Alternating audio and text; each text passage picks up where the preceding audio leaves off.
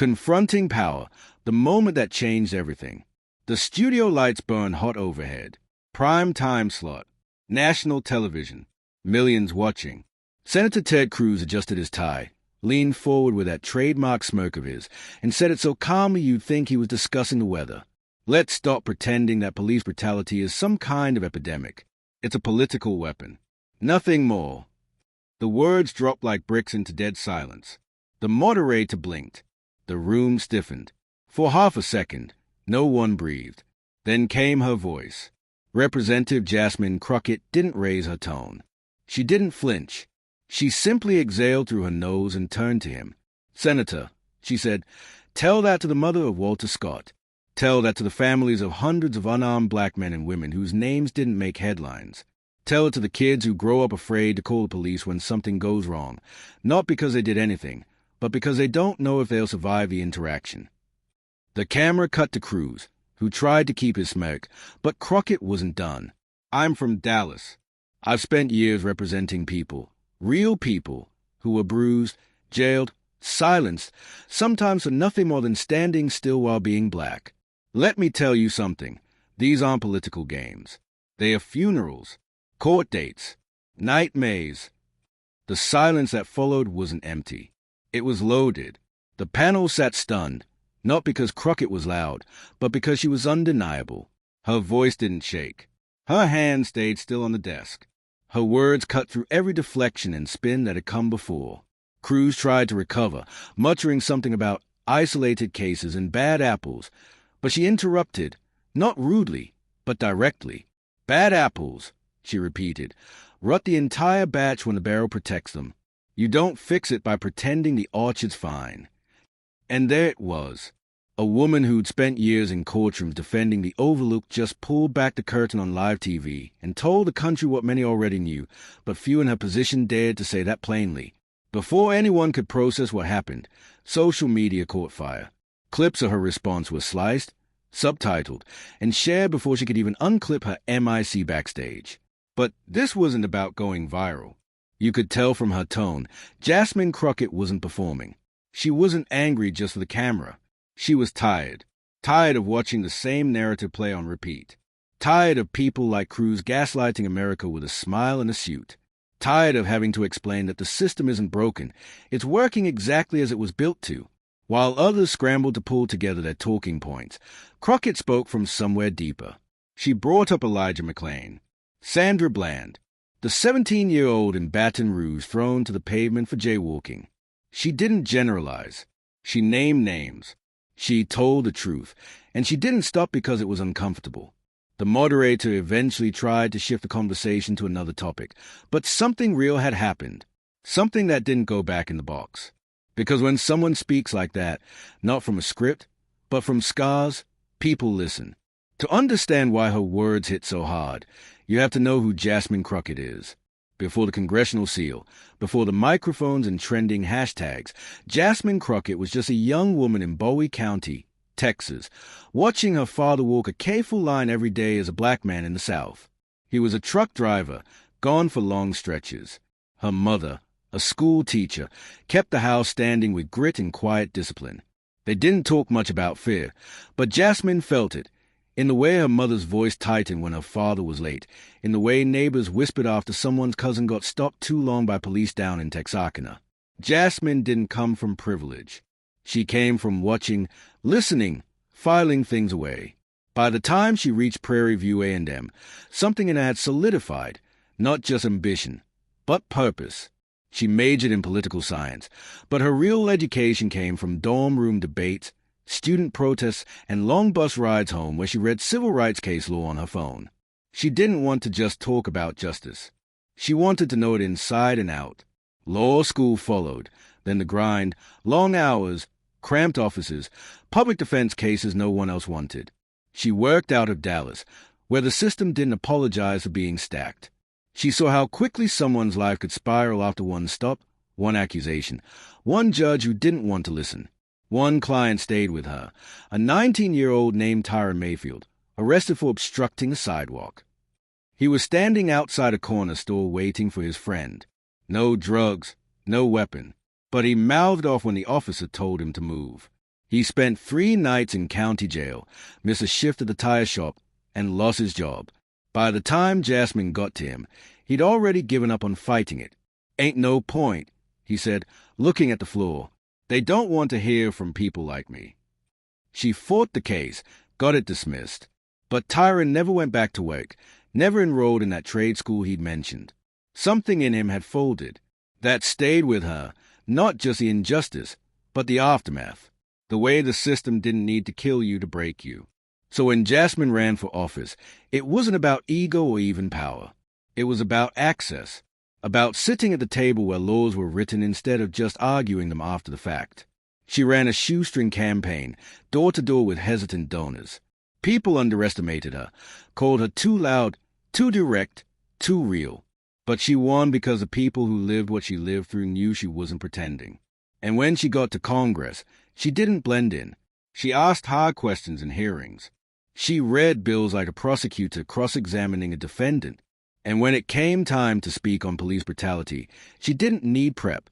She already had the names, the files, the faces. That's why the moment with Cruz hit so hard. She wasn't grandstanding. She was going back through years of courtrooms, jail cells, and families sitting in folding chairs crying over their sons. She wasn't repeating headlines. She was speaking from the file drawers in her brain, the ones that kept her up at night. And people could tell. Cruz didn't take the pushback quietly. He adjusted in his chair, the smirk now a little thinner, and fired back. "If we're going to have this conversation, let's have it honestly. Law enforcement officers risk their lives every day, and they deserve respect, not blanket accusations based on cherry-picked incidents." That's when Jasmine Crockett leaned in. "You're right," she said, voice low. "Officers who do their jobs with integrity absolutely deserve respect. What they don't deserve is to be lumped in with the ones who murder, who cover up, who lie on reports, and get away with it because the system lets them." Cruz opened his mouth to cut in, but she was already moving. "Respect is earned," she continued. "And if you want to talk honestly, then let's talk about qualified immunity. Let's talk about how a man can get paralyzed by officers in Kansas City and still be told he has no grounds to sue. Let's talk about Tamir Rice, 12 years old, killed in seconds. Or Laquan McDonald, shot 16 times in Chicago while walking away. I don't cherry-pick. I recite history." The moderator tried to redirect. "Let's bring it back to policy." But the room wasn't ready to move on. Crockett turned slightly in her seat, addressing the camera now as much as a panel. "There are over 1,000 police killings a year in this country. 1,000. That's not an accident. That's a system running on autopilot. And when people like me say we need reform, we're not saying all cops are bad. We're saying the bad shouldn't be a shield for murder." The other panelists, some nodding, others silent, watched Cruz closely. He started to say something about law and order, but Crockett beat him to it. "Law and order doesn't mean obeying blindly," she snapped. "It means accountability. It means rules apply to everyone, including the ones with guns and badges." A Republican congressman from Idaho leaned forward and asked, "So, what do you propose? Just dismantle the system? Let criminals run the streets?" Jasmine shook her head slowly, like she'd been asked this 100 times before. "No," she said. "What I propose is rebuilding trust. We train officers to shoot before they understand. We teach them tactics, but not empathy. And we protect the ones who abuse that power while communities are left to bury their children and beg for justice that never comes." The Idaho rep leaned back. Quiet now. And just when it felt like she'd said it all, Jasmine looked straight at Cruz and delivered a line that made the internet explode. "You don't get to define the problem from behind a desk. You've never had your face in the date, your hands behind your back, hoping to make it out alive. I've sat next to people who have. I've buried people who didn't." The studio fell silent, but not the same kind of silence as before. This one carried weight. You could tell by Cruz's face. He wasn't used to being confronted like this, especially not by someone who had the facts, the fire, and the public on his side.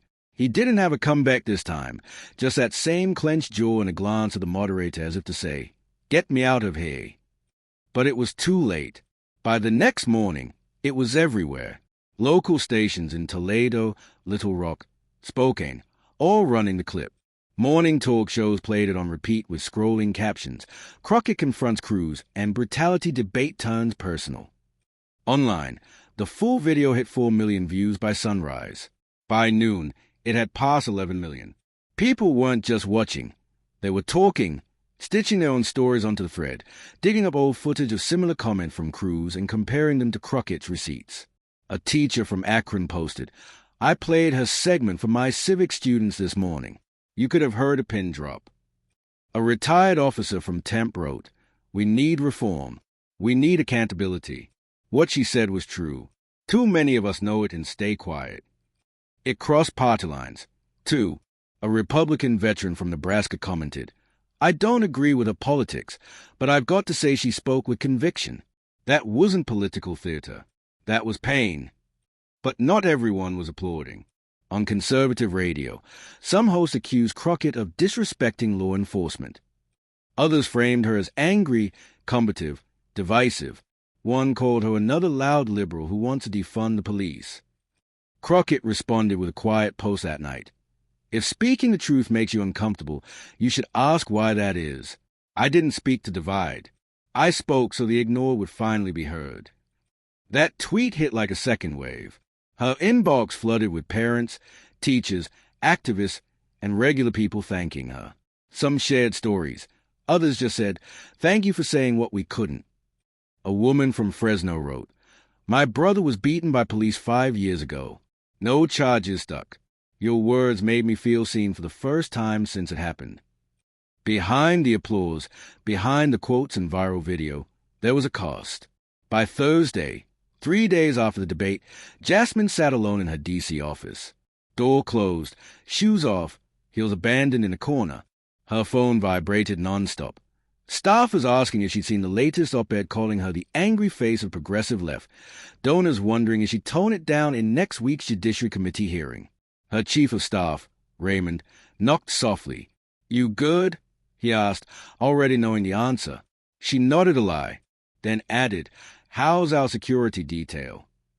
Extra pair posted at the back exit. "Capitol Police are monitoring your socials now." He hesitated. "They recommend you limit solo outings. No late walks, no unmarked rides." Jasmine let out a breath through her nose. All this are telling the truth. That same day, a letter from a retired sheriff in Florida hit the press, accusing her of undermining morale among law enforcement. A political blog accused her of race baiting, and a conservative PAC began airing a segment that looped her quote out of context, trying to make her look like she was calling for violence. She'd expected blowback, but not like this. Not the kind where even her old clients were being harassed. One of them, a woman she defended 5 years ago for unlawful eviction, called her that night in tears. "They showed up at my apartment asking questions. How did they even get my address?" Jasmine was silent for a moment, then said flat and low, "I'm so sorry." But this wasn't new to her, just louder now. In law school, she'd had her tires slashed after taking on a police brutality case for a legal clinic. Back then, it was whispers and hallway stares. Now, it was news anchors saying her name like a curse word. Still, she kept going. She showed up the next day to the House floor, prepared, composed.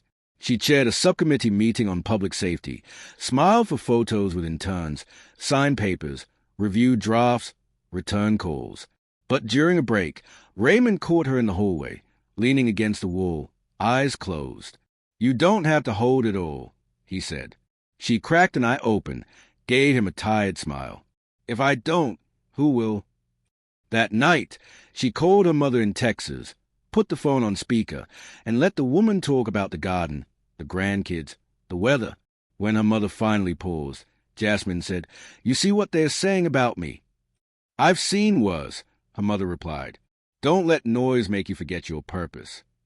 That landed. Jasmine didn't reply right away.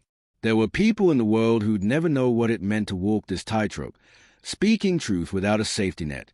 But there were others who understood completely, and that was who she did it for. The fear didn't stop her, but it lived in the room with her now. Something had changed, though. That same week, 3 members of Congress reached out privately. One told her, "I've wanted to say what you said for years. Thank you." Another from across the aisle said, I don't agree with how you said it, but I can't argue with your facts. Small cracks, quiet progress. Across the country, city councils that had long buried reform proposals pulled them back up for reconsideration. In Durham, a council member quoted Crockett's words while reintroducing a motion to require independent investigation for use of force cases. In Wichita Falls, high school students used the clip as part of a presentation to their school board about expanding their criminal justice curriculum. But what made Jasmine's stance so different wasn't just the content. It was the context. She wasn't a newcomer tossing stones from the sidelines. She'd been in the mess, sat across from broken families, argued for those denied a second chance. She didn't need to imagine what injustice looked like. She'd stared it down with a legal pad in her hands and someone's mother crying beside her. In a press conference the following week, a reporter asked, Do you think your comments have shifted the national conversation? She blinked. The national conversation didn't need shifting. It needed listening. And that's what it came down to. We live in a country where people scream over each other on every platform imaginable. But what Jasmine did, what actually pierced through, was that she listened first. She spoke from what she'd heard from mothers for years. Not everyone saw it that way. One commentator on a late-night panel said, What she did was theatrical. It's all emotion. That's not how you build policy. But Jasmine Crockett was never building theater. She was building a bridge between lived experience and legislation, between the courtroom and the Capitol. She knew policy didn't move unless people did, and people didn't move unless they felt something first. In Baltimore, a woman named Rosetta Blackman watched the clip on her lunch break. Her nephew had been killed during a police raid 3 years earlier. Wrong address. No charges. No apology. She watched Jasmine speak, and for the first time since the funeral, she said out loud, Maybe it wasn't just my family. That's the bigger picture. When truth is spoken clearly, it becomes harder to ignore the lies we've normalized.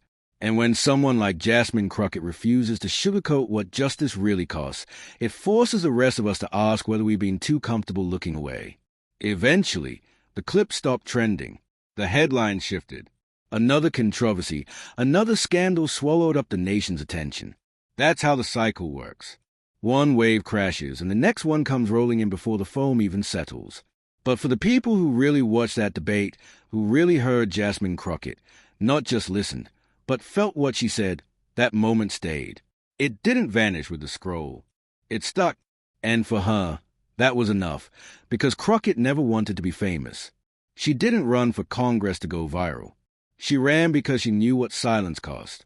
She knew the long-term damage of shrugging and saying, That's just the way things are. She said it best in a town hall the week after the debate. No cameras, no podium. Just her sitting in a folding chair at a community center in Shreveport, Louisiana, listening to a young mother talk about how her teenage son had been tackled by 2 officers during a traffic stop because the car matched a vague description. Jasmine listened the whole time. Then she looked the mother in the eye and said, You shouldn't have to be in pain for people to pay attention. The room went quiet.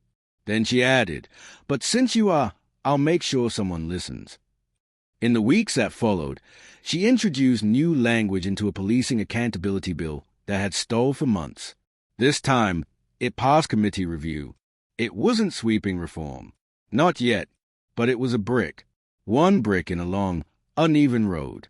And every road needs someone to walk it first. The truth is, this story isn't about Jasmine Crockett versus Ted Cruz. That debate was just a spark. What matters is what came after, the reflection, the pushback, the uncomfortable questions echoing at dinner tables and in classrooms and phone calls between friends. Because if a few words calmly spoken, rooted in lived truth, can rattle the walls of a chamber built to resist change, then maybe it's not the system that's immovable. Maybe it's just been waiting for the right kind of pressure. The next time someone tells you to stay quiet, the next time you feel that tug to make yourself smaller just to be tolerated, remember Jasmine sitting at that desk. Not yelling, not waving a finger, just telling the truth so clearly that the lies couldn't hide anymore. And when it's your turn to speak, because one day it will be, remember that calm isn't weakness. Anger isn't always loud. Sometimes the most powerful thing you can do is look someone in the face and refuse to let them distort what you know is real. That's how change starts, with people like Jasmine, and with people like you who choose not to look away. If you enjoyed this story, don't forget to like, subscribe, and turn on the bell.